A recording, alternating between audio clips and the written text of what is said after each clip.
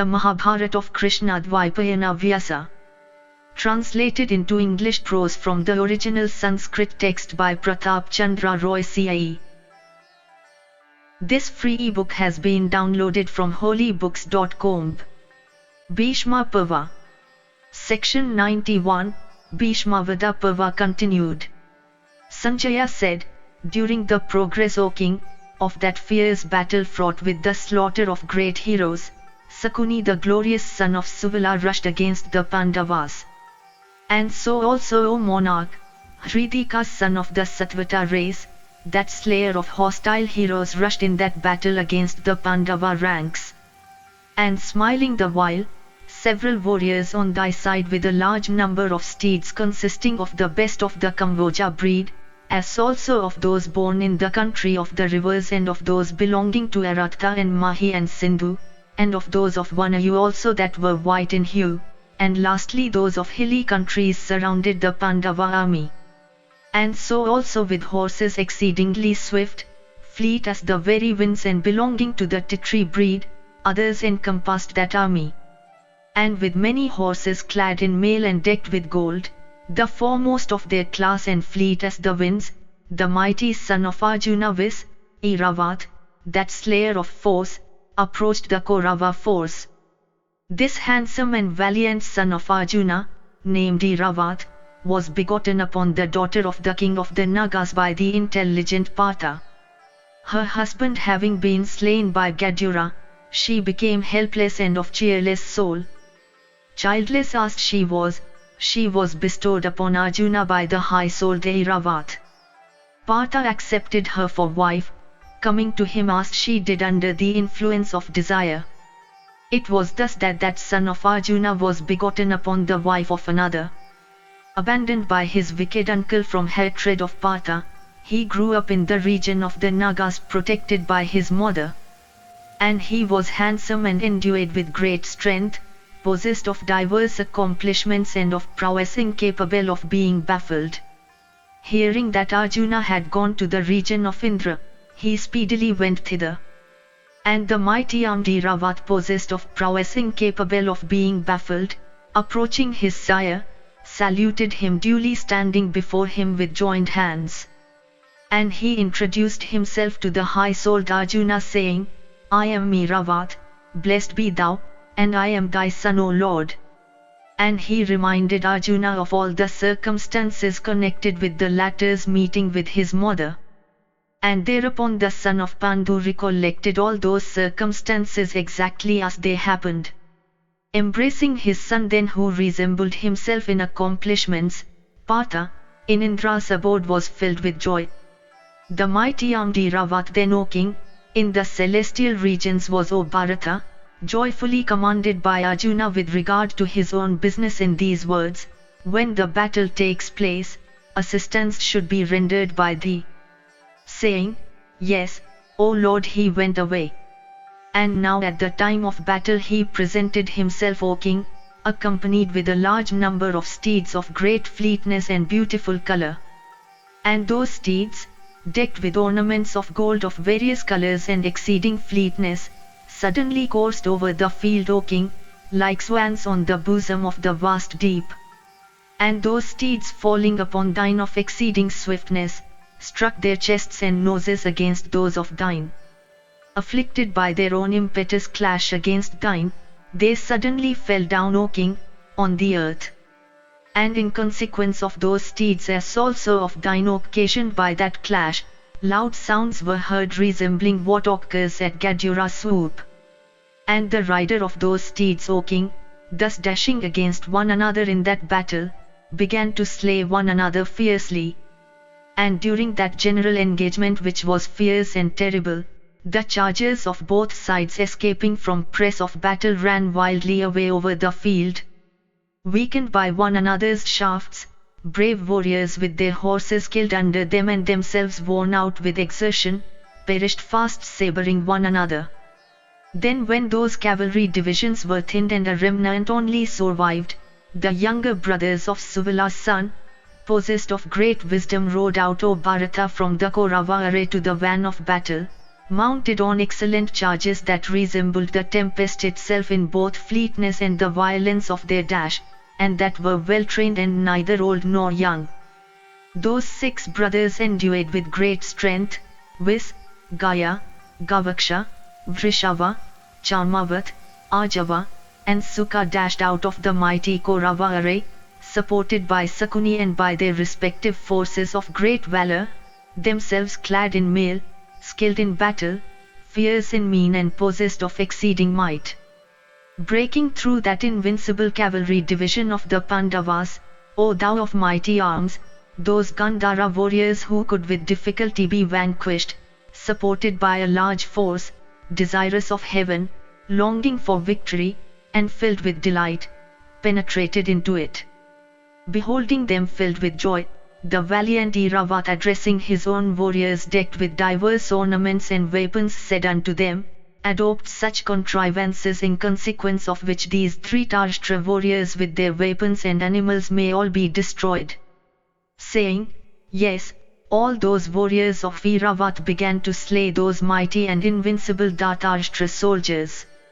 Beholding that their own warriors were thus overthrown by Airavat's division, those sons of Suvala, being unable to bear it coolly all rushed at Airavat and surrounded him on all sides. And commanding all their followers to attack those of Airavat with lances, those heroes swept over the field creating a great confusion. And Airavat, pierced with lances by those high-souled warriors and bathed in blood that trickled down his wounds, looked like an elephant pierced with the hook. Wounded deeply on the chest, back and flanks, singly encountering the many he did not yet, O king, swerve from his natural firmness. Indeed, Airavat excited with rage deprived all those adversaries of their senses, piercing them in that battle with sharp shafts. And that chastiser of force, tearing those lances from off his body, struck with them the sons of Suvala in battle. Then unsheathing his polished sword and taking a shield he rushed on foot, desirous of slaying Suvala's sons in that combat. The sons of Suvala, however, recovering their senses once more rushed at Airavat. Excited with wrath, Airavat, however, proud of his might and displaying his lightness of hand, proceeded towards all of them armed with his sword. Moving as he did, with great activity, the sons of Suvala, although they moved about on their fleet steeds, could not find an opportunity for striking that hero on foot. Beholding him then on foot, his foes surrounded him closely and wished to take him captive.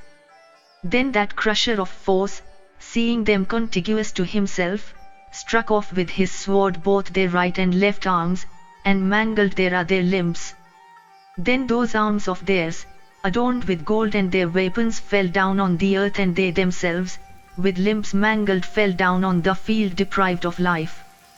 Only Vrishava, O king, with many wounds on his person, escaped with life from that dreadful battle destructive of heroes.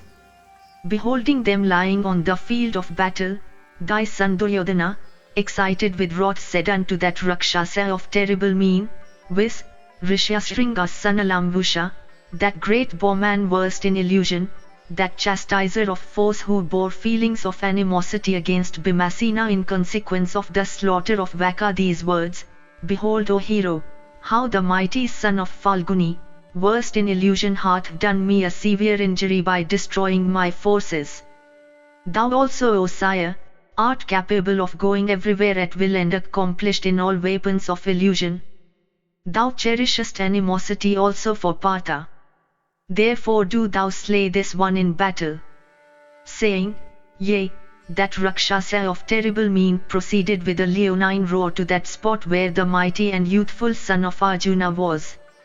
And he was supported by the heroic warriors of his own division, accomplished in smiting, well mounted, skilled in battle and fighting with bright lances. Accompanied by the remnant of that excellent cavalry division of the Kauravas, he proceeded, desirous of slaying in battle the mighty Airavat. That slayer of foes, viz., the valiant Airavat, excited with rage and advancing speedily from desire of slaying the Rakshasa, began to resist him. Beholding him advance, the mighty Rakshasa speedily set himself about for displaying his powers of illusion. The Rakshasa then created a number of elusive chargers which were ridden by terrible Rakshasas armed with spears and axes. Those 2,000 accomplished smiters advancing with rage were however soon sent to the regions of Yama, falling in the encounter with Iravath's forces. And when the forces of both perished, both of them invincible in battle encountered each other like Vritra and Vasava.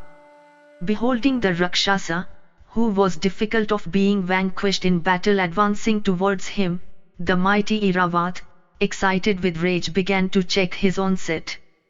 And when the Rakshasa approached him nearer, Iravath with his sword quickly cut off his bow, as also each of his shafts into 5 fragments. Seeing his bow cut off, the Rakshasa speedily rose up into the welkin, confounding with his illusion the enraged Iravath. Then Iravath also, difficult of approach, capable of assuming any form at will and having a knowledge of what are the vital limbs of the body, rising up into the welkin and confounding with his illusion the Rakshasa, began to cut off the latter's limbs in that battle, and thus were the limbs of the Rakshasa repeatedly cut into several pieces. Then the Rakshasa, however, O king, was reborn, assuming a youthful appearance. Illusion is natural with them, and their age and form are both dependent on their will. And the limbs of that Rakshasa, O king, cut into pieces, presented a beautiful sight. Iravath, excited with rage, repeatedly cut that mighty Rakshasa with his sharp axe. The brave Rakshasa, thus cut into pieces like a tree by the mighty Iravath, roared fiercely, and those roars of his became deafening.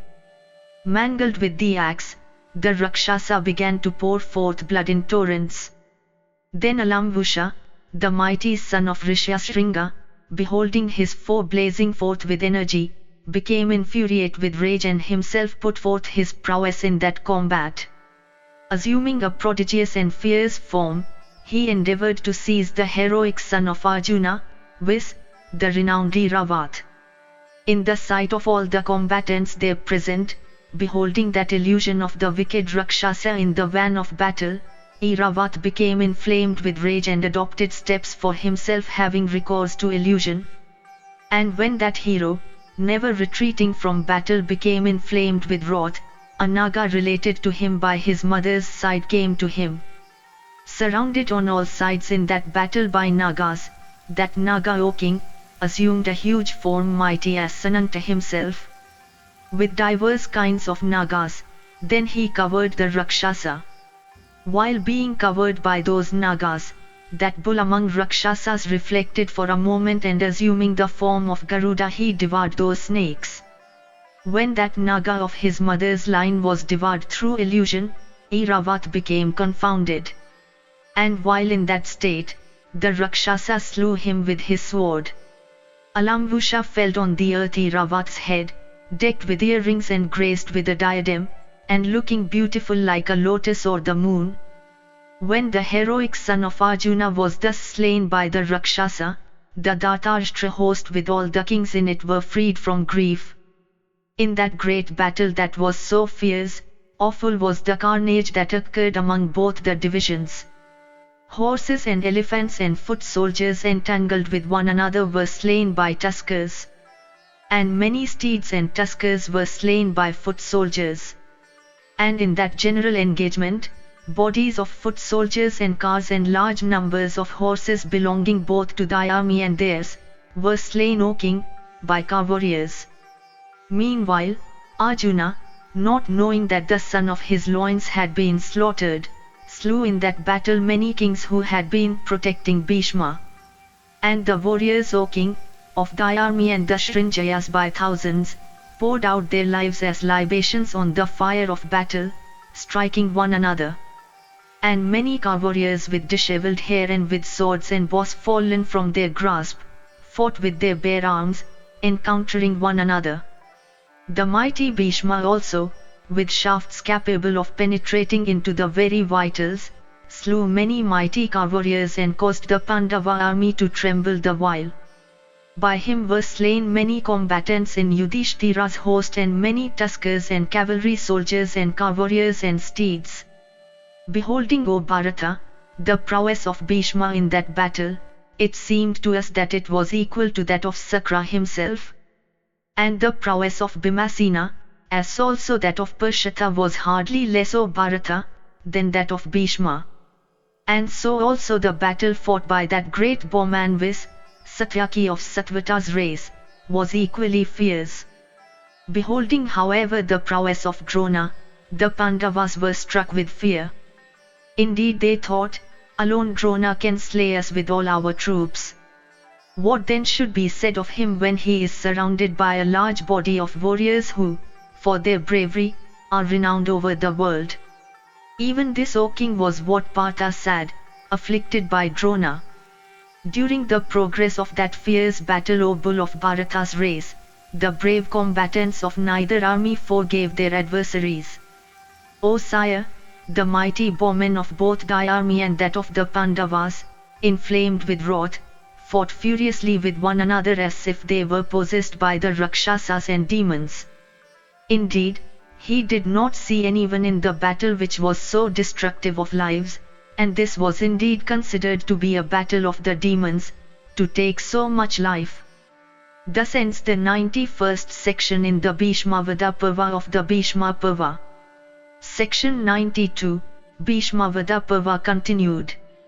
Dhritarashtra said, Tell me, O Sanjaya, all that the mighty Partha did in battle when they heard that Eravat had been slain. Sanjaya said, Beholding Eravat slain in battle, the Rakshasa Ghatotkacha, the son of Bhimasena, uttered loud shouts. And in consequence of the loudness of those roars, the earth, having the ocean for her robes, along with her mountains and forests, began to tremble violently. And the welkin also and the quarters, both cardinal and subsidiary, all trembled. And hearing those loud roars of his, O Bharata, the thighs and other limbs of the troops began to tremble, and sweat also appeared on their persons. And all thy combatants, O king, became cheerless of heart. And all over the field the warriors stood still, like an elephant afraid of the lion. And the Rakshasa, uttering those loud roars resembling the rattle of thunder, assuming a terrible form and with a blazing spear upraised in hand, and surrounded by many bulls among Rakshasas of fierce forms armed with diverse weapons, advanced, excited with rage and resembling the destroyer himself at the end of the Yuga. Beholding him advance in wrath and with a terrible countenance, and seeing also his own troops almost all running away from fear of that Rakshasa, King Duryodhana rushed against Ghatotkacha, taking up his bow with arrow fixed on the string, and repeatedly roaring like a lion. Behind him proceeded the ruler of the Vangas, with 10,000 elephants, huge as hills and each with juice trickling down. Beholding thy son, O king, thus advancing, surrounded by that elephant division, that ranger of the night Vis, Ghatotkacha was highly inflamed with rage. Then commenced a battle with utmost vehemences that made the hair to stand on end, between the formidable Rakshasa and the troops of Duryodhana. And beholding also that elephant division risen on the horizon like a cloud, the Rakshasas, inflamed with rage, rushed towards it, weapons in hand and uttering diverse roars like clouds charged with lightning.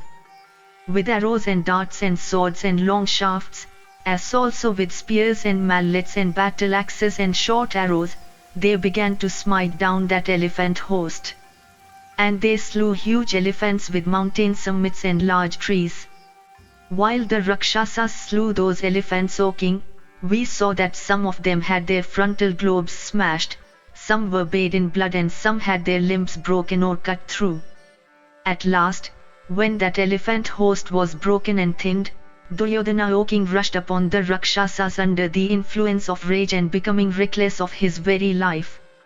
And that mighty warrior sped clouds of sharp shafts at the Rakshasas. And that great bowman slew many of their foremost warriors. Inflamed with rage, O chief of the Bharatas, that mighty warrior, Vis, thy son Duryodhana then slew with 4 shafts 4 of the principal Rakshasas, Vis, Vegavat, Maharudra, Vidyujiva, and Pramatin.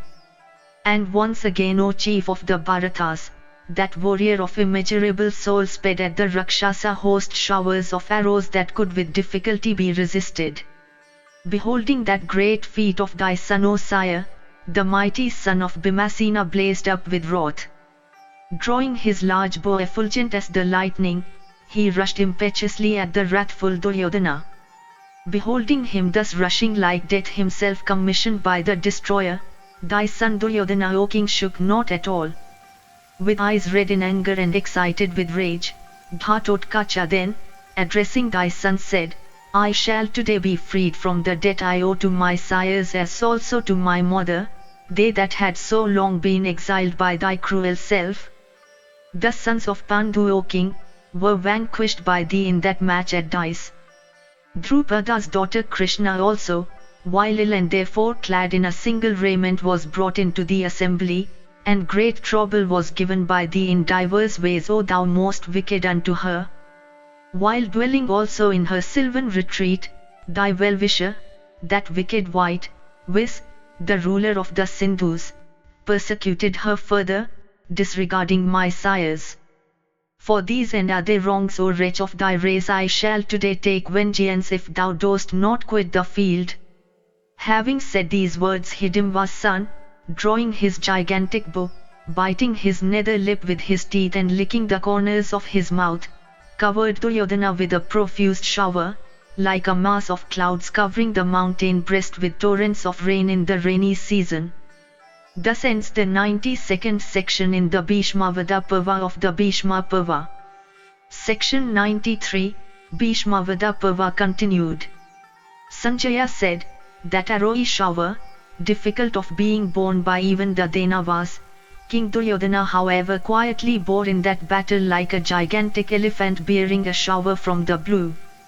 Then filled with anger and sighing like a snake, thy son, O bull of Bharata's race, was placed in a position of great danger. He then shot 25 sharp arrows of keen points. These, O king, fell with great force on that bull among Rakshasas like angry snakes of virulent poison on the breast of Gandhamadana. Pierced with those shafts, blood trickled down the Rakshasa's body and he looked like an elephant with rent temples. Thereupon that cannibal set his heart upon the destruction of the Kuru king. And he took up a huge dart that was capable of piercing even a mountain. Blazing with light effulgent as a large meteor, it flamed with radiance like the lightning itself.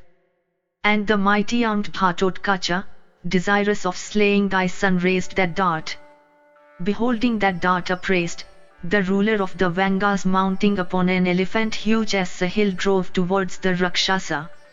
On the field of battle, with the mighty elephant of great speed, Bhagadatta placed himself in the very front of Duryodhana's car.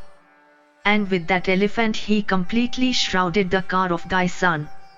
Beholding then the way to Duryodhana's car thus covered by the intelligent king of the Vangas, the eyes of Ghatotkacha, O king, became red in anger. And he ruled that huge dart before upraised at that elephant.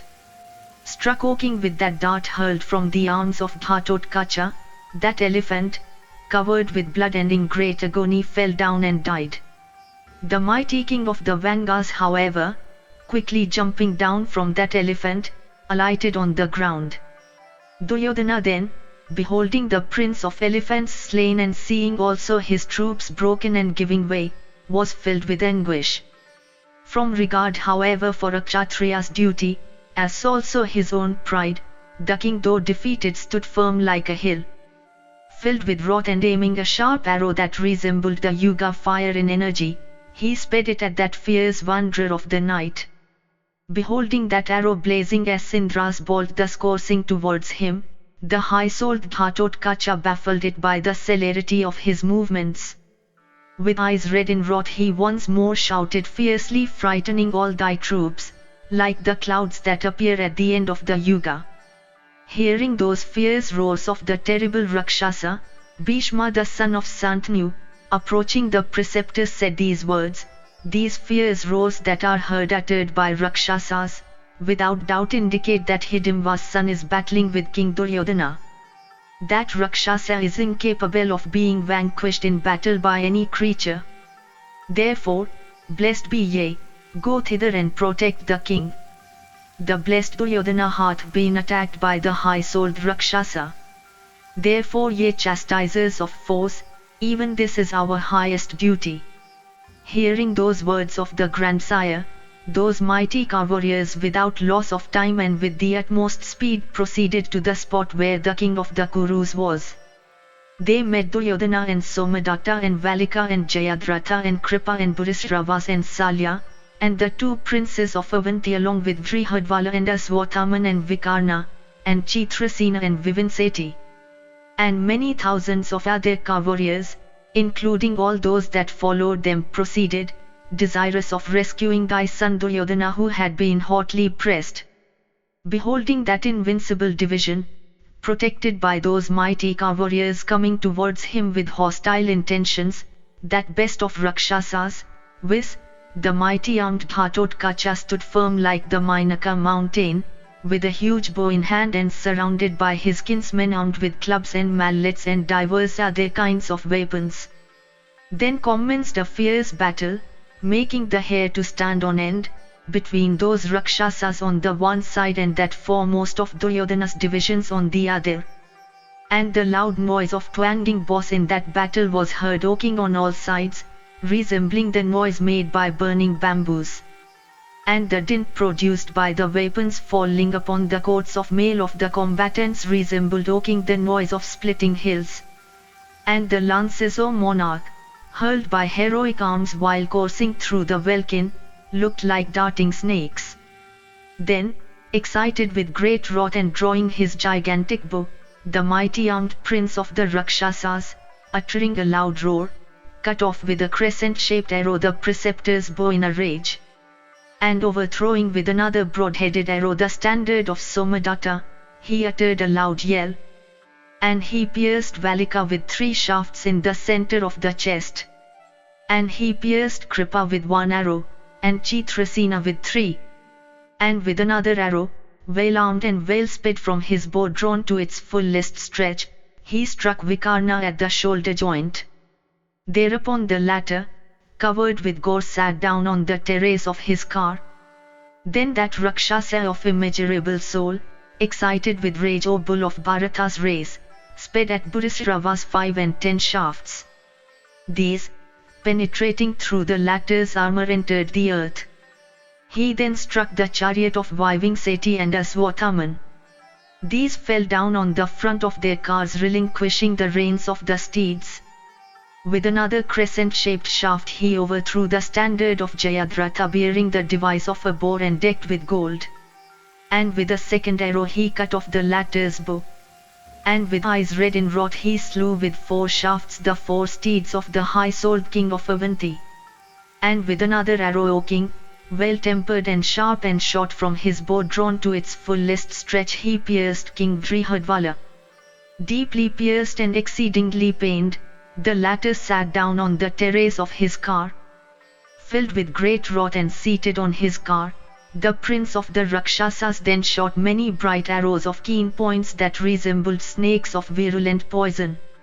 These, O king, succeeded in piercing Salya, accomplished in battle.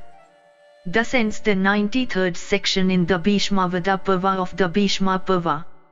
Section 94, Bhishma Parva continued. Sanjaya said, having in that battle made all those warriors of thy army turn their faces from the field, the Rakshasa then, O chief of the Bharatas, rushed at Duryodhana, desirous of slaying him. Beholding him rushing with great impetuosity towards the king, many warriors of thy army, incapable of defeat in battle, rushed towards him in return from desire of slaying him.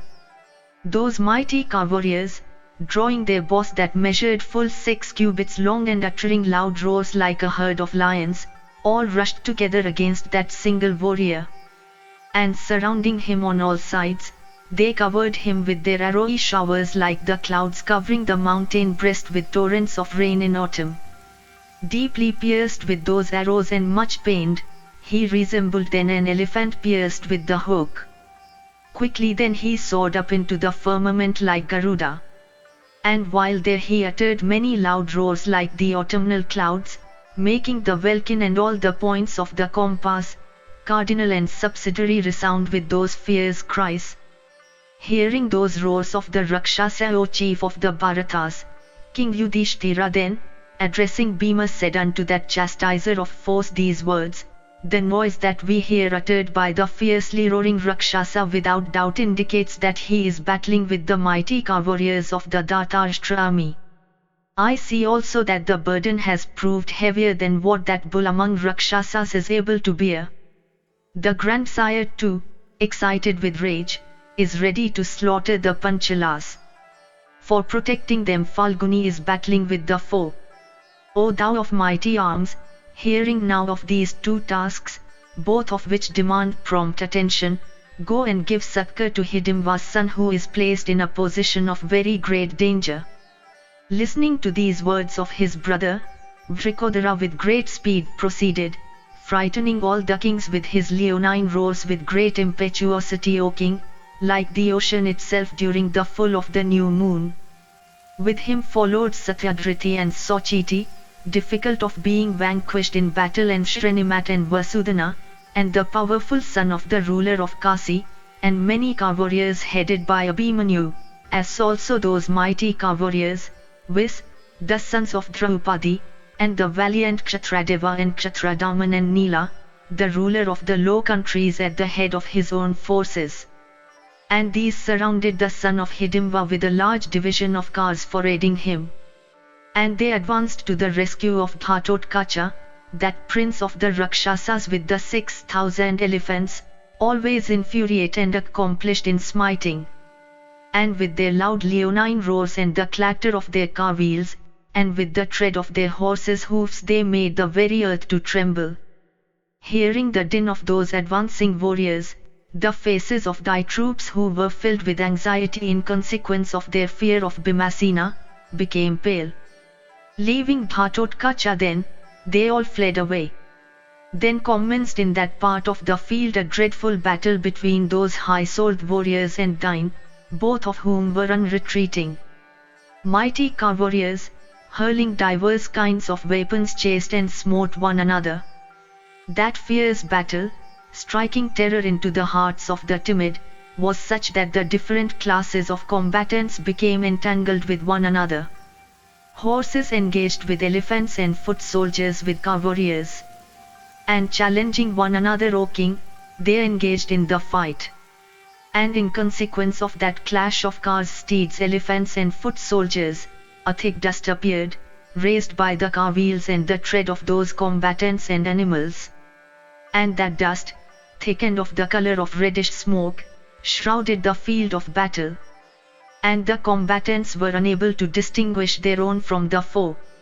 Sire recognized not the son, and son recognized not the sire, in that dreadful engagement which made the hair to stand on end, and in which no consideration was shown by anyone for anybody. And the noise made by the hissing weapons and the shouting combatants resembled, O chief of Bharata's race, that made by departed spirits in the infernal regions. And there flowed a river whose current consisted of the blood of elephants and steeds and men.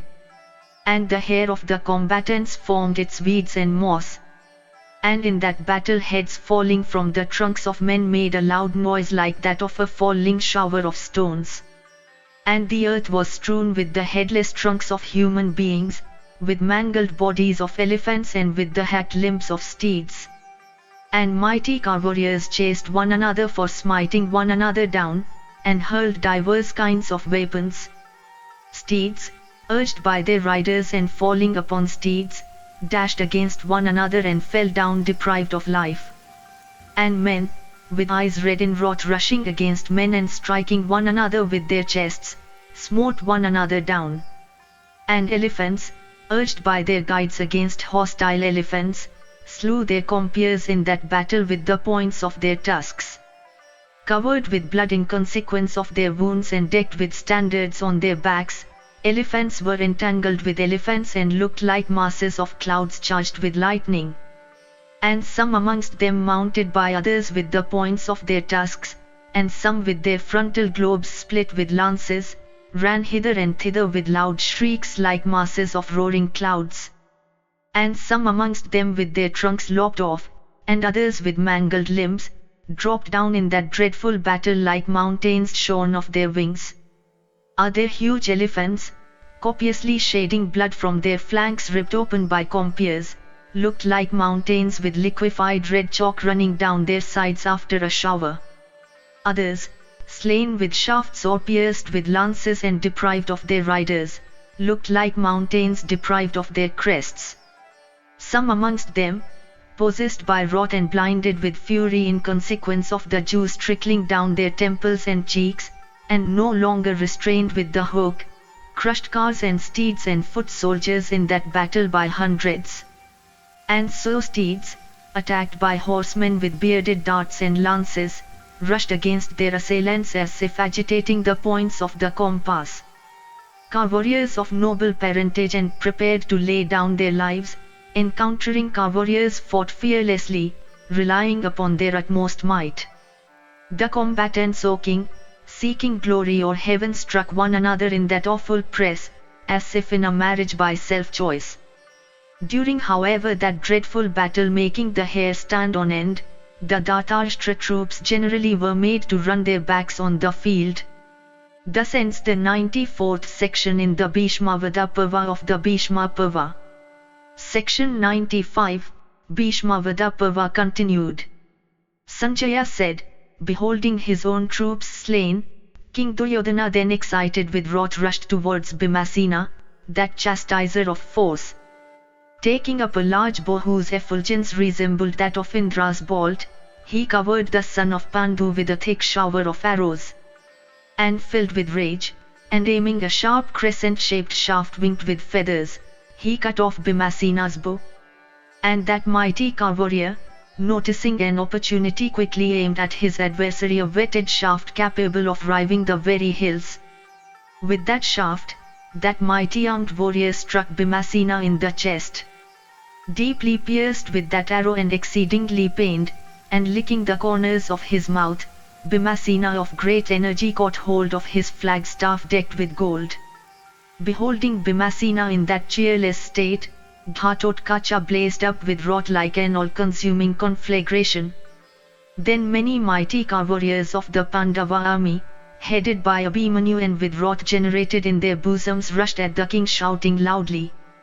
Beholding them thus advancing to the fight filled with wrath and in great fury, Bharadwaja's son, addressing the mighty car warriors of thy side, said these words, Go quickly, blessed be ye, and protect the king.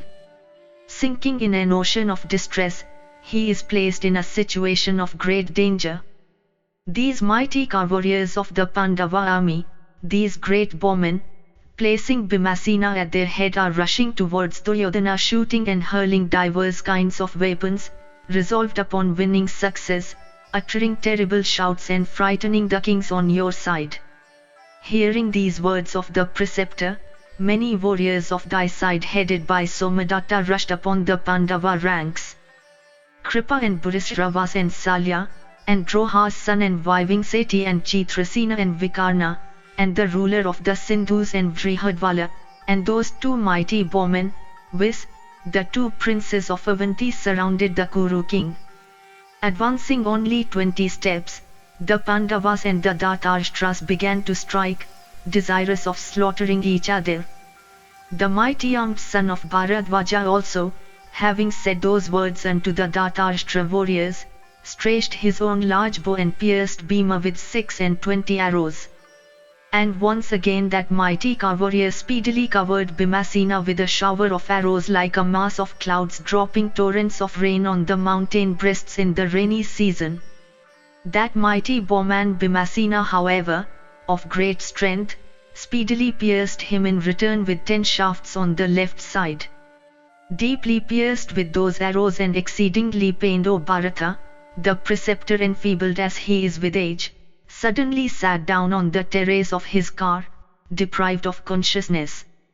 Beholding him thus pained, King Duryodhana himself and Aswathaman, also excited with wrath, both rushed towards Bhimasena.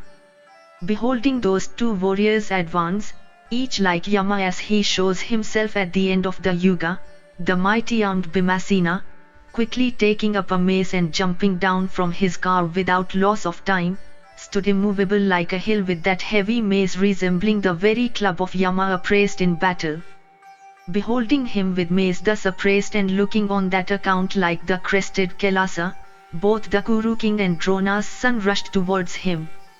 Then the mighty Bhimasena himself rushed impetuously at those two foremost of men thus rushing together towards him with great speed.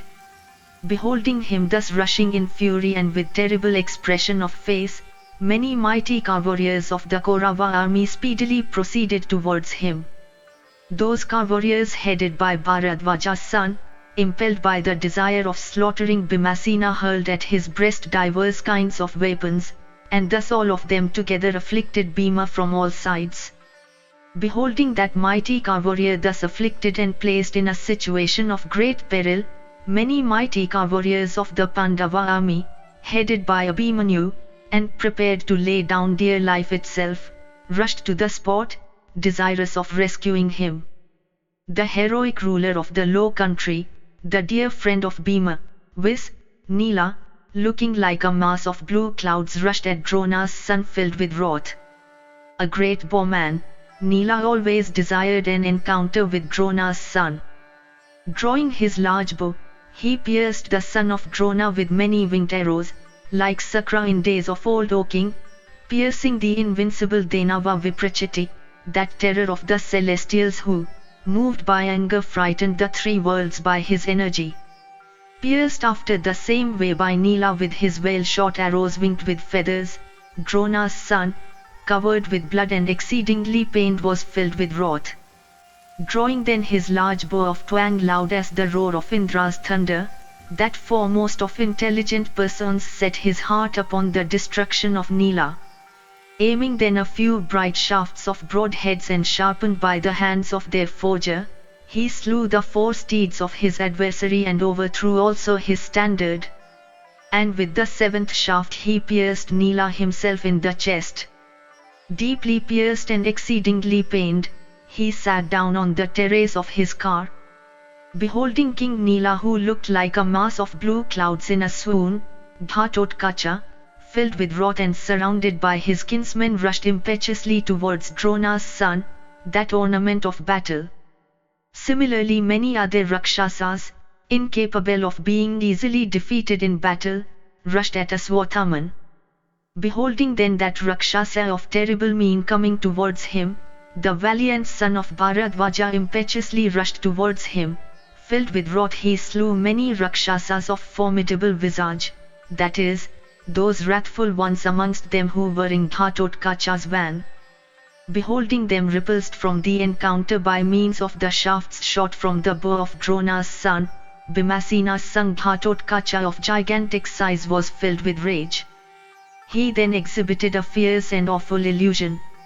Therewith that prince of the Rakshasas, endued with extraordinary powers of illusion, confounded the son of Drona in that battle.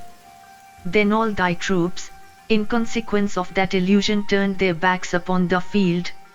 They beheld one another cut down and lying prostrate on the surface of the earth, writhing convulsively, perfectly helpless, and bathed in blood. Drona and Duryodhana and Salya and Aswathaman, and other great bowmen that were regarded as foremost among the Kauravas, also seemed to fly away. All the warriors seemed to be crushed, and all the kings seemed to be slain. And horses and horse riders seemed to be cut down in thousands. Beholding all this, thy troops fled away towards their tents. And although, O king, both myself and Devavrata cried out at the top of our voices saying, "Fight, do not fly away," all this is Rakshasa illusion in battle applied by Ghatotkacha. Yet they stopped not, their senses having been confounded. Although both of us said so, still, struck with panic, they gave no credit to our words. Beholding them fly away, the Pandavas regarded the victory to be theirs. With Ghatotkacha among them, they uttered many leonine shouts. And all around they filled the air with their shouts, mingled with the blare of their conches and the beat of their drums. It was thus that thy whole army, routed by the wicked Ghatotkacha, towards the hour of sunset fled away in all directions. Thus ends the 95th section in the Bhishma Parva of the Bhishma Parva. Section 96, Bhishma Parva continued. Sanjaya said, after that great battle King Duryodhana, approaching Ganga's son and saluting him with humility, began to narrate to him all that had happened about the victory won by Ghatotkacha and his own defeat. That invincible warrior, O king, sighing repeatedly said these words unto Bhishma, the grandsire of the Kurus. O Lord, relying upon thee as Vasudeva hath been relied upon by the foe, a fierce war hath been commenced by me with the Pandavas. These 11 Akshohinis of celebrated troops that I have are, with myself, obedient to thy command, O chastiser of foes. O tiger among the Bharatas, though thus situated, yet have I been defeated in battle by the Pandava warriors headed by Bhimasena relying upon Ghatotkacha. It is this that consumeth my limbs like fire consuming dry tree. O blessed one, O chastiser of foes, I therefore desire through thy grace, O grandsire, to slay Ghatotkacha myself, that worst of Rakshasas, relying upon thy invincible self. It behoveth thee to see that wish of mine may be fulfilled. Hearing these words of the king, that foremost one among the Bharatas, viz. Bhishma, the son of Santanu, said these words unto Duryodhana. Listen, O king, to these words of mine that I say unto thee, O thou of Kunti's race, about the way in which thou, O chastiser of foes, shouldst always behave. One's own self, under all circumstances, should be protected in battle, O repressor of foes. Thou shouldst always, O sinless one, battle with King Yudhishthira the just, or with Arjuna, or with the twins, or with Bhimasena.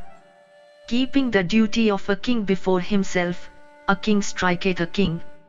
Myself and Drona and Kripa and Drona's son, and Kritavarman of the Satvata race, and Salya and Somadatta's son, and that mighty warrior Vikarna and thy heroic brothers headed by Dusasana will all, for thy sake, battle against that mighty Rakshasa. Or if thy grief on account of that fierce prince of the Rakshasas be too great, let this one proceed in battle against that wicked warrior, that is to say, King Bhagadatta, who is equal unto Purandara himself in fight. Having said this much unto the king, the grandsire skilled in speech then addressed Bhagadatta in the presence of the Kuru king, saying, Proceed quickly, O great monarch, against that invincible warrior, viz. The son of Hidimva. Resist in battle with care, and in view of all the bowmen that Rakshasa of cruel deeds, like Indra in days of old resisting Taraka. Thy weapons are celestial. Thy prowess also is great, O chastiser of foes. In days of old many have been the encounters that thou hadst with Asura. O tiger among kings, thou art that Rakshasa's match in great battle. Strongly supported by thy own troops, slay, O king, that bull among Rakshasas. Hearing these words of Bhishma, the generalissimo of the Kaurava army, Bhagadatta specially set out with a leonine roar, facing the ranks of the foe. Beholding him advance towards them like a mass of roaring clouds, many mighty warriors of the Pandava army proceeded against him inflamed with wrath. They were Bhimasena and Abhimanyu and the Rakshasa Ghatotkacha, and the sons of Draupadi and Stayadriti, and Kshatradeva, O sire, and the rulers of the Chedis and Vasudhana, and the king of the Dasanas. Bhagadatta then, on his elephant named Supratika, rushed against them.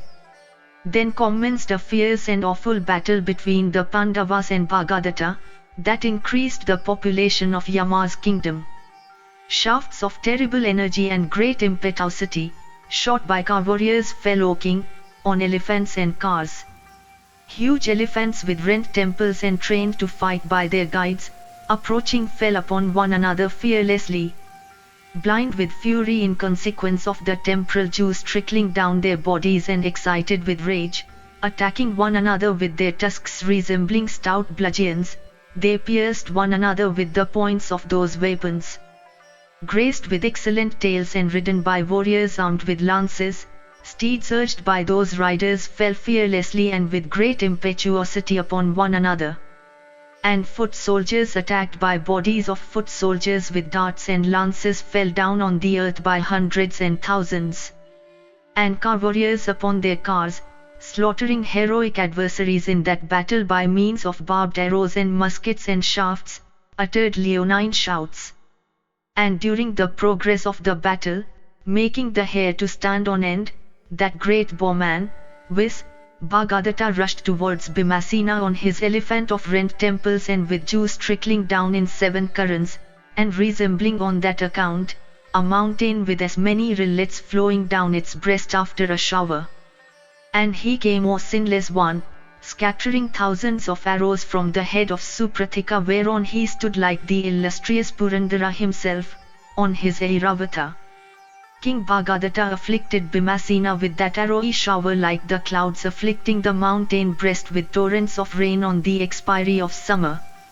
That mighty bowman Bhimasena, however, excited with rage, slew by his arrowy showers the combatants, numbering more than 100, that protected the flanks and rear of Bhagadatta. Beholding them slain, the valiant Bhagadatta, filled with rage, urged his prince of elephants towards Bhimasena's car. That elephant, thus urged by him, rushed impetuously like an arrow propelled from the bowstring towards Bhimasena, that chastiser of foes. Beholding that elephant advancing, the mighty car warriors of the Pandava army, placing Bhimasena at their head, themselves rushed towards it. Those warriors were the 5 Kekaya princes and Abhimanyu, and the 5 sons of Draupadi and the heroic ruler of the Dasanas, and Kshatradeva also, O sire, and the ruler of the Chedis, and Chitraketu. And all these mighty warriors came, inflamed with anger and exhibiting their excellent celestial weapons. And they all surrounded in anger that single elephant on which their adversary rode. Pierced with many shafts, that huge elephant, covered with gore flowing from his wounds, looked resplendent like a prince of mountain variegated with liquefied red chalk after a shower. The ruler of the Dasanas then, on an elephant that resembled a mountain, rushed towards Bhagadatta's elephant. That prince of elephants, however, viz. Supratika, bore the rush of that advancing compeer like the continent bearing the rush of the surging sea. Beholding that elephant of the high-souled king of the Dasanas thus resisted, even the Pandava troops, applauding, cried out, "Excellent! Excellent!" Then that best of kings, viz. The ruler of the Pragyotishas, excited with rage, sped 4 and 10 lances at that elephant. These speedily penetrating through the excellent armor decked with gold that covered the animal's body, entered into it like snakes entering anthills. Deeply pirated and exceedingly pained, that elephant, O chief of the Bharatas, its fury quelled, speedily turned back with great force. And it fled away with great swiftness, uttering frightful shrieks and crushing the Pandava ranks like the tempest crushing trees with its violence.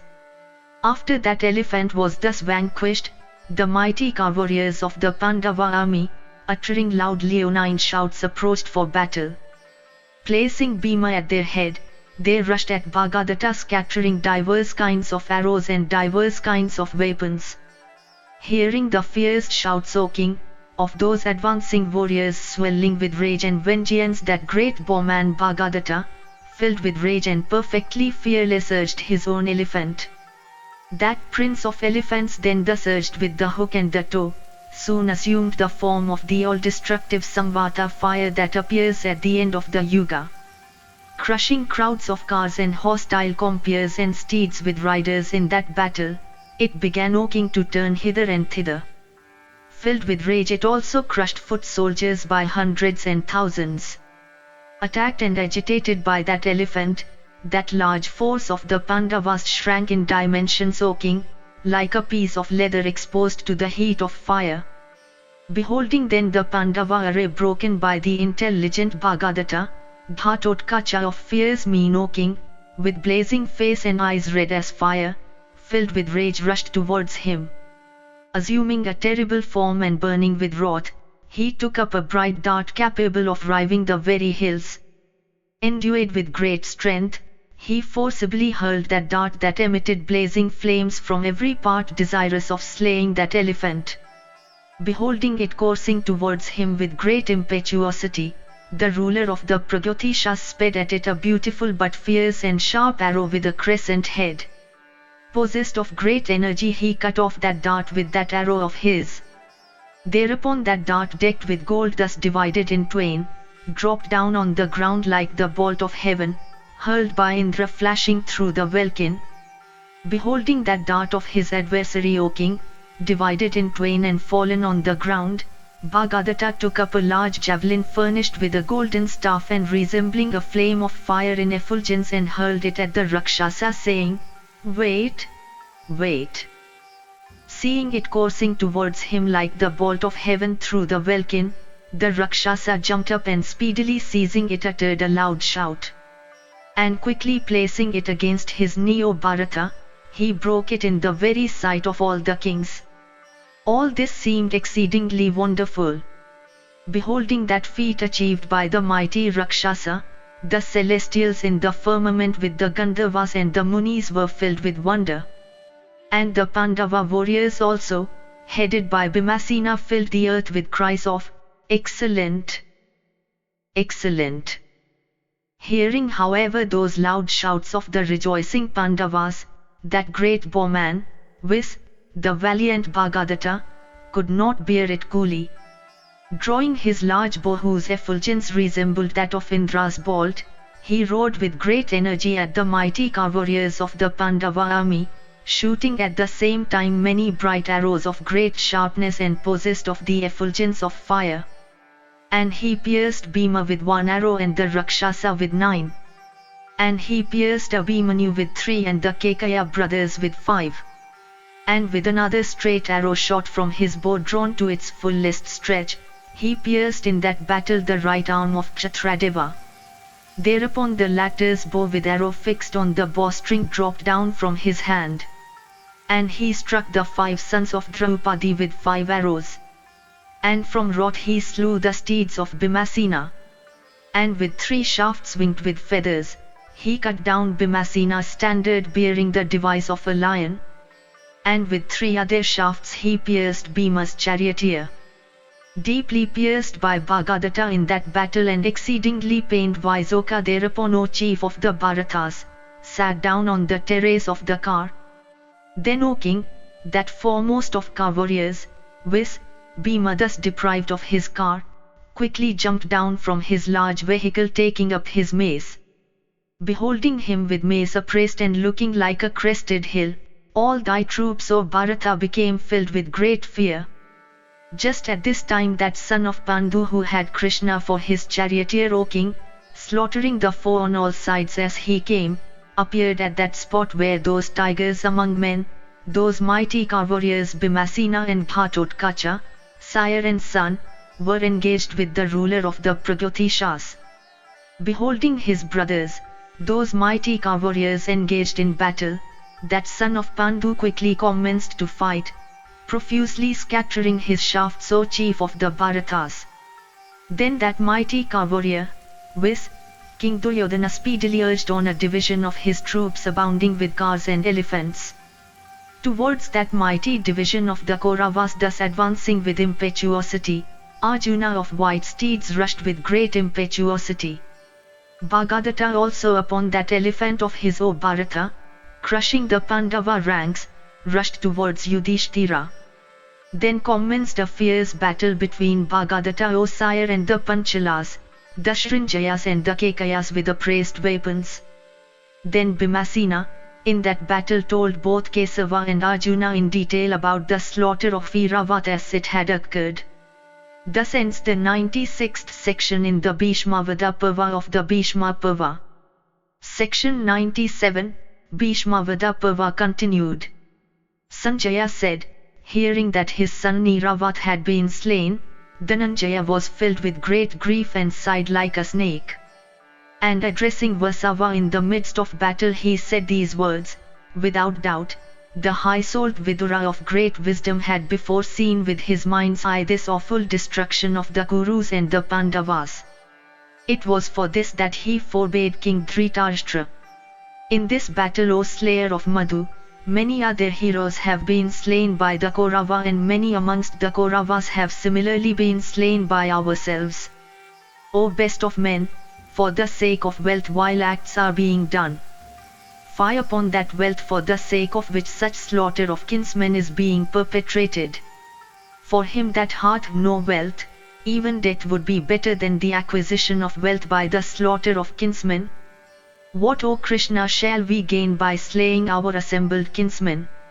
Alas, for Duryodhana's fault and also of Sakuni the son of Suvila, as also through the evil counsels of Karna, the Kshatriya race is being exterminated. O slayer of Madhu, I now understand, O mighty armed one, that the king acted wisely by begging of Suyodhana only half the kingdom, or instead only 5 villages. Alas, even that was not granted by that wicked-souled wight. Beholding so many brave Kshatriyas lying dead on the field of battle, I censure myself, saying fie upon the profession of a Kshatriya. The Kshatriyas will regard me powerless in battle. For this alone I am battling. Else, O slayer of Madhu, this battle with kinsmen is distasteful to me. Urge the steeds on with speed towards the Dhritarashtra army. I will, with my 2 arms, reach the other shore of this ocean of battle that is so difficult to cross. There is no time, O Madhava, to lose in action. Thus addressed by Partha, Kesava, that slayer of hostile heroes, urged those steeds of white hue endued with the speed of the wind. Then, O Bharata, loud was the noise that was heard among thy troops, resembling that of the ocean itself at full tide when agitated by the tempest. In the afternoon, O king, the battle that ensued between Bhishma and the Pandavas was marked by noise that resembled the roar of the clouds. Then, O king, thy sons, surrounding Drona like the Vasus surrounding Vasava, rushed in battle against Bhimasena. Then Santanu's son Bhishma and that foremost of warriors, Vis, Kripa and Bhagadatta and Susaman all went towards Dhananjaya. And Hridika's son Kritavarman and Valika rushed towards Satyaki. And King Amvashta placed himself before Abhimanyu. And other great warriors, O king, encountered other great warriors. Then commenced a fierce battle that was terrible to behold. Bhimasena then, O king, beholding thy sons, blazed up with wrath in that battle, like fire with a libation of clarified butter. Thy sons, however, O monarch, covered that son of Kunti with their arrows like the clouds drenching the mountain breast in the season of rains. While being thus covered in divers ways by thy sons, O king, that hero, possessed of the activity of the tiger, licked the corners of his mouth. Then, O Bharata, Bhima felled Vyudoroska with a sharp horseshoe-headed arrow. Thereupon that son of thine was deprived of life. With another broad-headed arrow, well-tempered and sharp, he then felled Kundalin like a lion overthrowing a smaller animal. Then, O sire, getting thy other sons within reach of his arrows, he took up a number of shafts, sharp and well-tempered, and with careful aim speedily shot these at them. Those shafts sped by that strong bowman, Vis, Bhimasena felled thy sons, those mighty warriors, from their vehicles. These sons of thine that were thus slain were Anadriti and Kundabdin and Virata, and Durgalochana and Durgavahu, and Suvahu and Kanika Dheja. While falling down from their cars, O bull of Bharata's race, those heroes looked resplendent like falling mango trees variegated with blossoms in the spring. Then thy other sons, O monarch, fled away, regarding the mighty Bhimasena as death himself. Then, like the clouds pouring torrents of rain on the mountain breast, Drona in that battle covered with arrows from every side that hero who was thus consuming thy sons. The prowess that we then beheld of Kunti's son was exceedingly wonderful, for though held in check by Drona he still slew thy sons. Indeed, as a bull beareth a shower of rain falling from above, Bhima cheerfully bore that shower of arrows shot by Drona. Wonderful, O monarch, was the feat that Vrikodara achieved there, for he slew thy sons in that battle and resisted Drona the while. Indeed, the elder brother of Arjuna sported amongst those heroic sons of thine, like a mighty tiger walking among a herd of deer. As a wolf staying in the midst of a herd of deer would chase and frighten those animals, so did Vrikodara in that battle chase and frighten thy sons. Meanwhile, Ganga's son and Bhagadatta and that mighty warrior, viz. Gautama, began to resist Arjuna, that impetuous son of Pandu. That Atiratka, baffling with his weapons the weapons of those adversaries of his in that battle, dispatched many prominent heroes of thy army to the abode of death.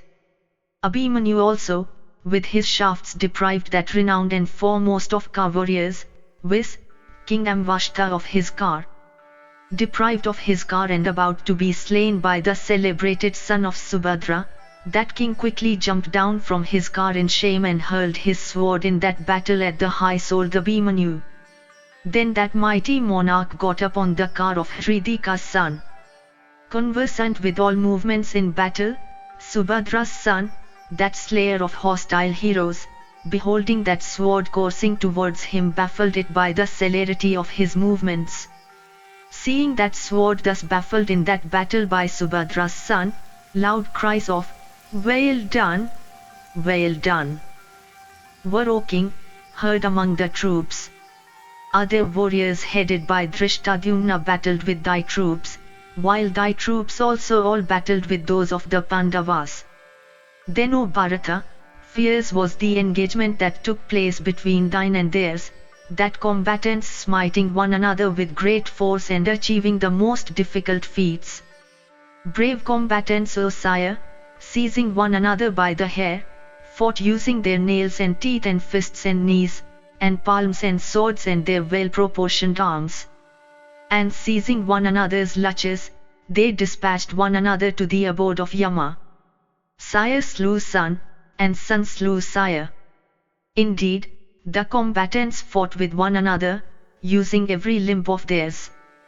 Beautiful bows with golden staves, O Bharata, loosened from the grasp of slain warriors and costly ornaments, and sharp shafts furnished with wings of pure gold or silver and washed with oil, looked resplendent as they lay scattered on the field, the latter resembling in particular snakes that had cast off their slough. And swords furnished with ivory handles decked with gold, and the shield also of bowmen, variegated with gold, lay on the field, loosened from their grasp. Bearded darts and axes and swords and javelins, all decked with gold, beautiful coats of mail and heavy and short bludgeons and spiked clubs, and battle axes, and short arrows, O sire, and elephants' housings of divers shapes, and yak tails and fans lay scattered on the field.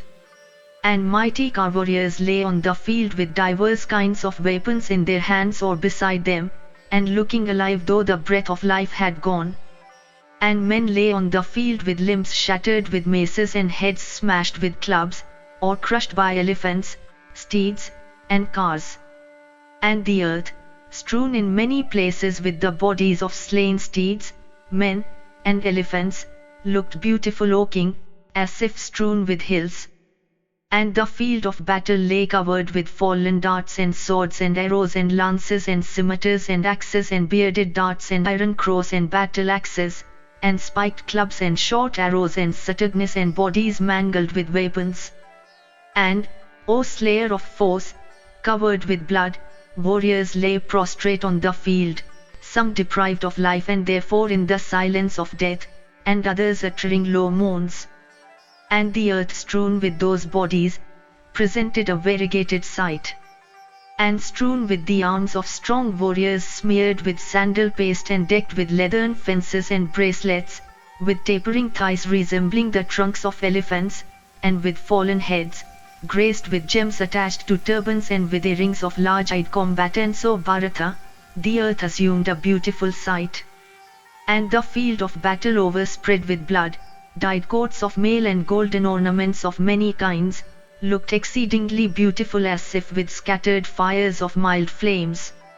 And with ornaments of divers kinds fallen off from their places, with bows lying about, with arrows of golden wings scattered around, with many broken cars adorned with rows of bells, with many slain steeds scattered about covered with blood and with their tongues protruding, with bottoms of cars, standards, quivers, and banners, with gigantic conches belonging to great heroes of milky whiteness lying about, and with trunkless elephants lying prostrate. The earth looked beautiful like a damsel, adorned with divers kinds of ornaments. And there, with other elephants pierced with lances and in great agony, and frequently uttering low moans with their trunks, the field of battle looked beautiful as if with moving hills, with blankets of divers hue and housings of elephants, with beautiful hooks falling about, having handles decked with stones of lapis lazuli, with bells lying about that had adorned gigantic elephants, with clean and variegated cloths as also skins of the ranku deer, with beautiful neck chains of elephants, with gold-decked girths, with broken engines of divers kinds, with bearded darts decked with gold, with embroidered housings of steeds, embrowned with dust, with the lopped-off arms of cavalry soldiers, decked with bracelets and lying about, with polished and sharp lances and bright swords, with variegated headgears fallen off from heads and scattered about, with beautiful crescent-shaped arrows decked with gold, with housings of steeds, with skins of the ranku deer torn and crushed, with beautiful and costly gems that decked the headgears of kings, with their umbrellas lying about and yak tails and fans, with faces, bright as the lotus or the moon of heroic warriors, decked with beautiful earrings and graced with well-cut beards, lying about and radiant with other ornaments of gold. The earth looked like the firmament besmangled with planets and stars.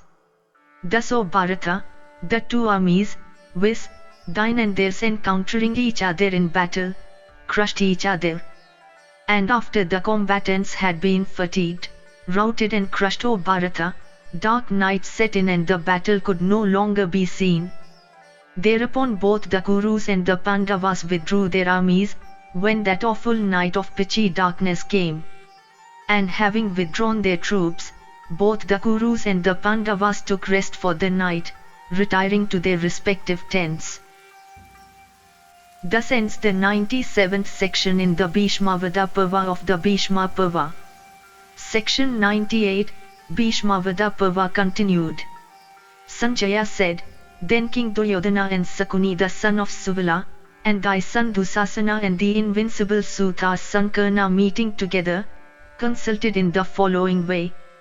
How could the sons of Pandu, with their followers, be vanquished in battle?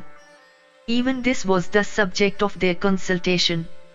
Then King Duryodhana, addressing the Suta's son and the mighty Sakuni, said unto all those counsellors of his, Drona, Bhishma, and Kripa, and Salya and Somadatta's son, do not resist the Parthas.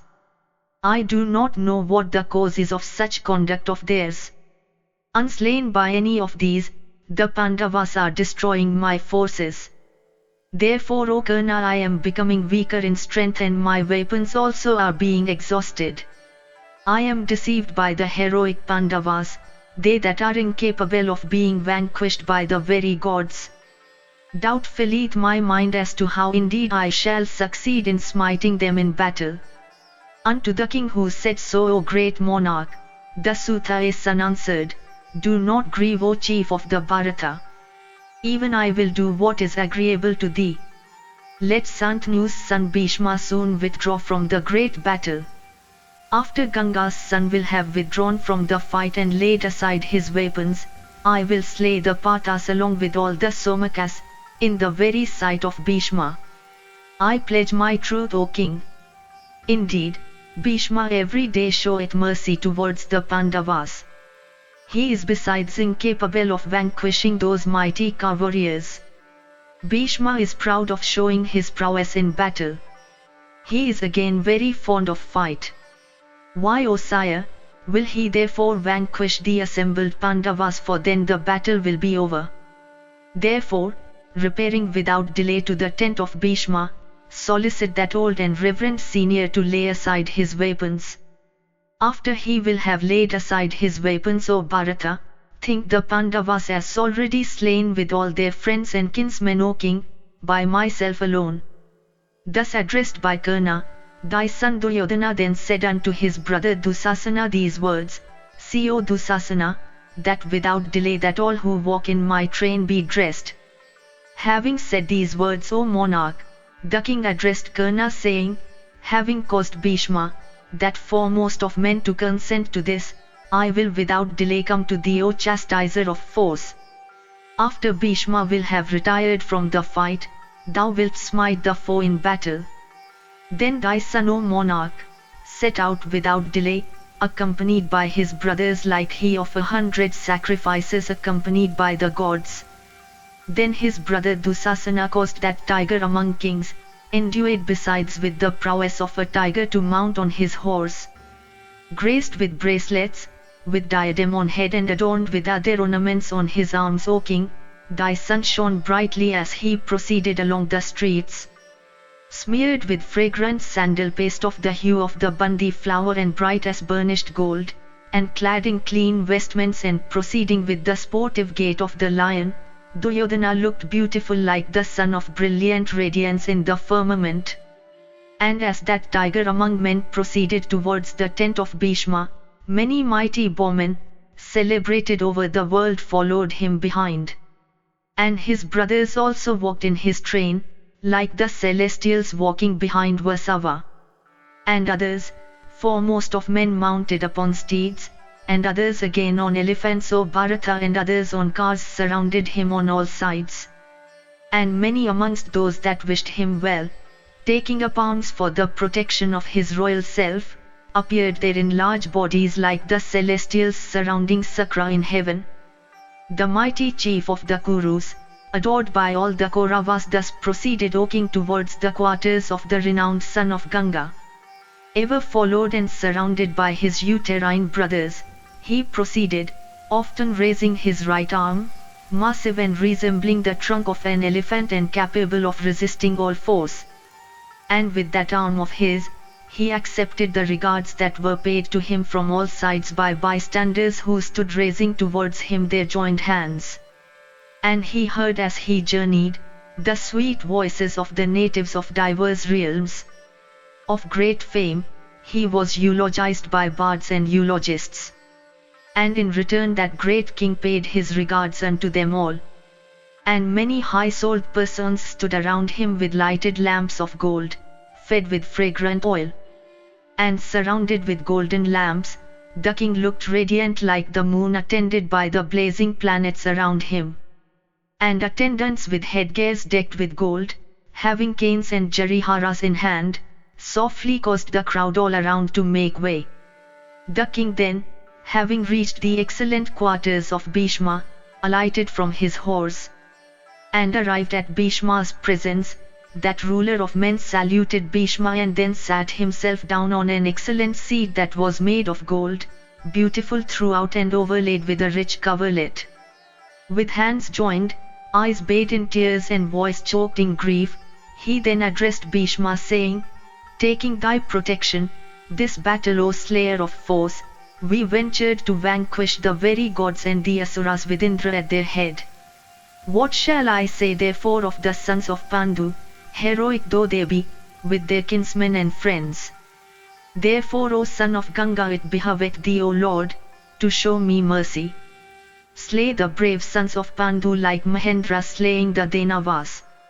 I will slay, O king, all the Somakas and the Panchalas and the Karushas along with the Kekayas, O Bharata. These were thy words to me. Let these words become true. Slay the assembled Patas and those mighty bowmen, viz., the Somakas. Make thy words true, O Bharata. If from kindness for the Pandavas, O king, or from thy hatred of my unfortunate self thou sparest the Pandavas, then permit Karna, that ornament of battle, to fight. He will vanquish in battle the Patas with all their friends and kinsmen. The king, thy son Duryodhana, having said this, shut his lips without saying anything more to Bhishma of terrible prowess. Thus ends the 98th section in the Bhishma Parva of the Bhishma Parva. Section 99, Bhishma Parva continued.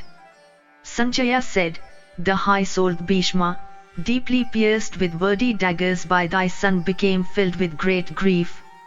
But he said not a single disagreeable word in reply. Indeed, mangled by those wordy daggers and filled with grief and rage, he sighed like a snake and reflected in silence for a long while.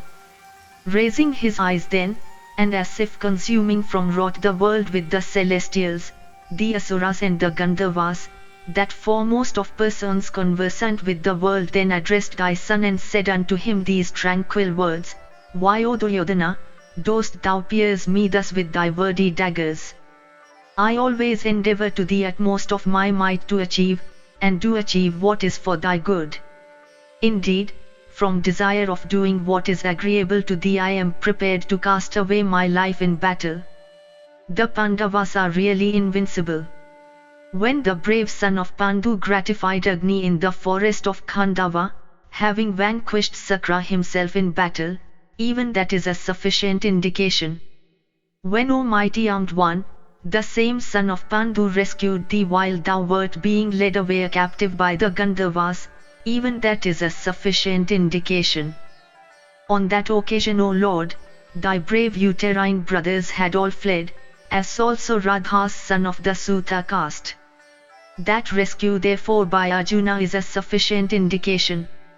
In Virata's city, alone he fell upon all of us united together.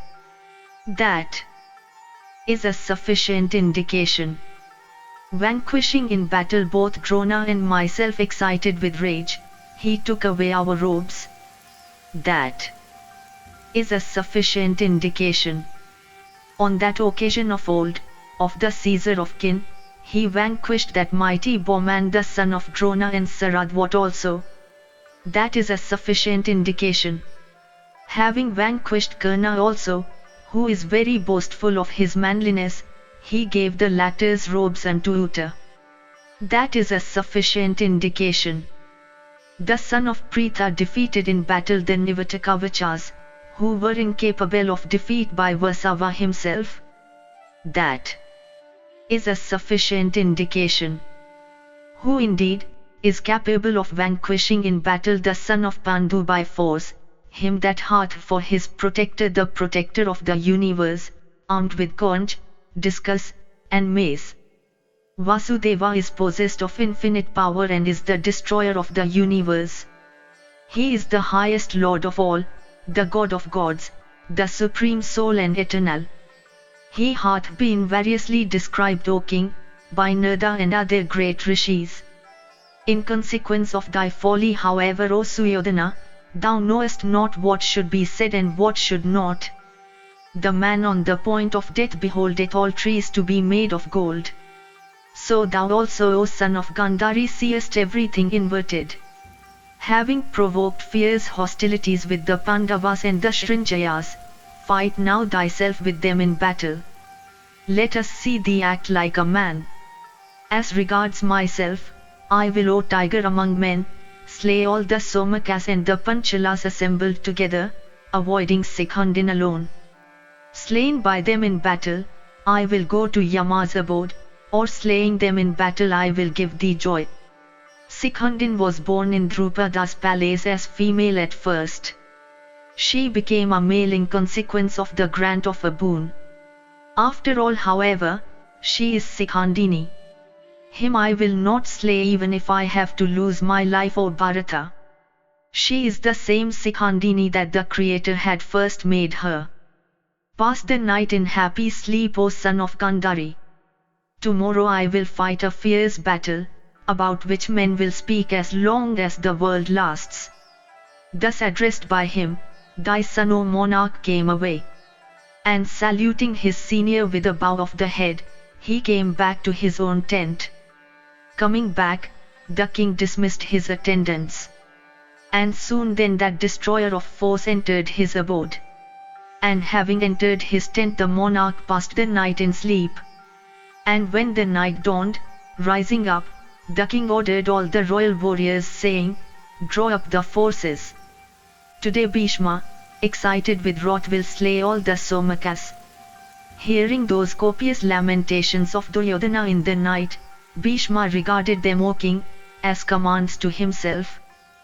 Filled with great grief and deprecating the status of servitude, Santanu's son reflected for a long time, thinking of an encounter with Arjuna in battle. Understanding from signs that Ganga's son had been thinking of that, Duryodhana, O king, commanding Dusasana, saying, O Dusasana, let cars be quickly appointed for protecting Bhishma. Let all the 22 divisions of our army be urged on.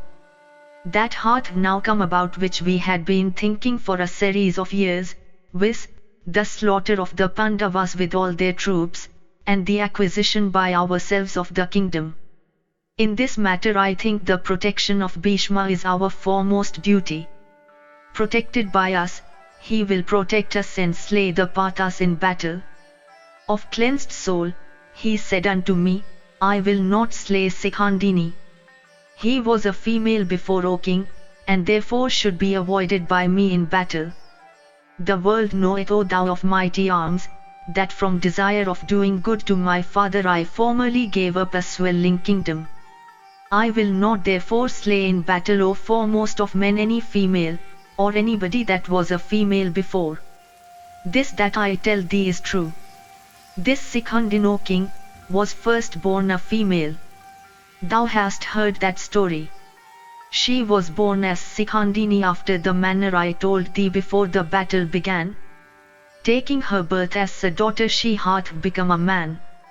Indeed, she will fight with me, but I will never shoot my arrows at her. As regards all other Kshatriyas desirous of victory to the Pandavas, O sire, whom I may get within my reach on the field of battle, I will slay them. These were the words that Ganga's son, acquainted with the scriptures, that chief of Bharata's race, said unto me. Therefore, with my whole soul I think that protecting the son of Ganga is our foremost duty. The very wolf may slay the lion left unprotected in the great forest. Let not Ganga's son be slain by Sikhandin like the lion slain by the wolf. Let our maternal uncles Sakuni and Salya, and Kripa and Drona, and Viving Seti carefully protect the son of Ganga. If he is protected, our victory is certain. Hearing these words of Duryodhana, all surrounded Ganga's son with a large division of cars. And thy sons also, taking up their position around Bhishma, proceeded to battle. And they all went, shaking the earth and the welkin and causing fear in the hearts of the Pandavas. The mighty car warriors of the Kaurava army, supported by those cars and elephants and clad in mail, stood in battle surrounding Bhishma. And all of them took up their positions for protecting that mighty car warrior, like the celestials in the battle between themselves and the Asuras for protecting the wielder of the thunderbolt. Then King Duryodhana, once more addressing his brothers, said, Yudhamanyu protects the left wheel of Arjuna's car and Uttamojas his right wheel. And thus protected Arjuna protects Sikhandin. O Dusasana, adopt such steps that, protected by Partha, Sikhandin may not be able to slay Bhishma left unprotected by us.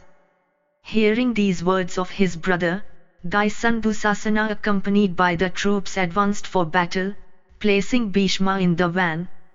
Beholding Bhishma thus surrounded by a large number of cars, Arjuna, that foremost of car warriors, addressed Drishtadyumna and said, O prince, place that tiger among men, Sikhandin today in front of Bhishma. I myself will be his protector, O prince of Panchala. Thus ends the 99th section in the Bhishmavada Parva of the Bhishma Parva. Section 100, Bhishmavada Parva continued. Sanjaya said, Then Bhishma the son of Santanu went out with the troops. And he disposed his own troops in a mighty array called Savatobhadra. Kripa and Kritavarman and that mighty car warrior Saivya, and Sakuni and the ruler of the Sindhus, and Sudakshina the ruler of the Kambojas, these all together with Bhishma and thy sons, O Bharata, took up their stations in the van of the whole army and in the very front of the Kaurava array. Drona and Bhurisravas and Salya and Bhagadatta, O sire, clad in mail, took up their position in the right wing of that array. and Aswathaman, and Somadatta, and those great warriors, viz., the two princes of Avanti, accompanied by a large force, protected the left wing. Duryodhana, O monarch, surrounded on all sides by the Trigatas, took up for encountering the Pandavas, a position in the midst of that array. That foremost of warriors, viz., Alambusha, and that mighty warrior, viz., Shratayush, clad in mail, took up their position in the rear of that array, and therefore, of the whole army. Having, O Bharata, on that occasion formed their array thus, thy warriors clad in mail looked like scorching fires. Then King Yudhishthira and that son of Pandu, viz., Bhimasena, and the twin sons of Madri, viz., Nakula and Sahadeva, clad in mail, took up their position in the van of that array, and therefore at the very head of all their troops. And Dhrishtadyumna and Virata and that mighty warrior, viz., Satyaki, these destroyers of hostile ranks stood, supported by a large force. And Sikhandin and Vijaya Arjuna, and the Raksha Ghatotkacha, and Chekitana of mighty arms, and the valiant Kuntiboja stood for battle, surrounded by a large force. And that great bowman Abhimanyu, and the mighty Drupada, and the 5 Kaikeya brothers, stood for battle clad in mail. Having formed their mighty and invincible array thus, the Pandavas, endued with great courage in battle, stood for the fight clad in mail. Then the kings of thy array, O monarch, exerting themselves at their best, accompanied by their forces and placing Bhishma at their van, rushed against the Pathas in battle. Similarly the Pandavas also, O king, headed by Bhimasena and desirous of victory in battle, proceeded for battling with Bhishma. With leonine roars and confused cries, Pandavas in thousands blew their conches, krakachas and cow horns, and beat their drums and cymbals. And uttering terrible shouts, the Pandavas advanced to battle. With the din of our drums and cymbals and conches and smaller drums, with loud leonine roars and other kinds of shouts, ourselves did also, replying to the cries of the foe, rushed against him with great impetuosity, inflamed with rage. Those sounds mingling with one another produced a tremendous uproar. The warriors then of the two armies, rushing at one another, began to strike. And in consequence of the din produced by that encounter, the earth seemed to tremble. And birds, uttering fierce cries, hovered in the air. The sun, radiant as he was when he had risen, became dimmed. And fierce winds blew, indicating great terrors. Frightful jackals wandered, yelling terribly, O king, and foreboding an awful carnage at hand. The quarters seemed, O king, to be ablaze, and showers of dust fell from the blue. And a shower fell there of pieces of bones mixed with blood. And tears fell from the eyes of the animals, which were all weeping. And filled with anxiety, O king, these began to urinate and eject the contents of their stomachs. And the loud shouts of battle, O bull of Bharata's race, were rendered inaudible by the louder cries of Rakshasas and cannibals. And jackals and vultures and crows and dogs, uttering divers kinds of cries, began, O sire, to fall and swoop down on the field. And blazing meteors, striking against the sun's disk, fell with great celerity on the earth, foreboding great terrors. Then those two vast hosts belonging to the Pandavas and the Dhartashtra's, in course of that awful encounter, shook in consequence of that tremendous uproar of conches and drums, like forests shaken by the tempest.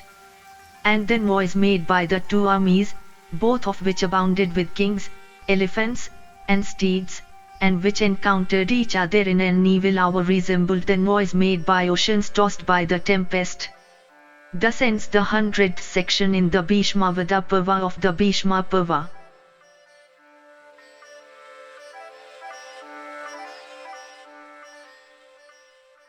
If you enjoyed this audiobook, please like and subscribe to be notified of when new audiobooks are uploaded. Thank you for listening and learning. Shanti.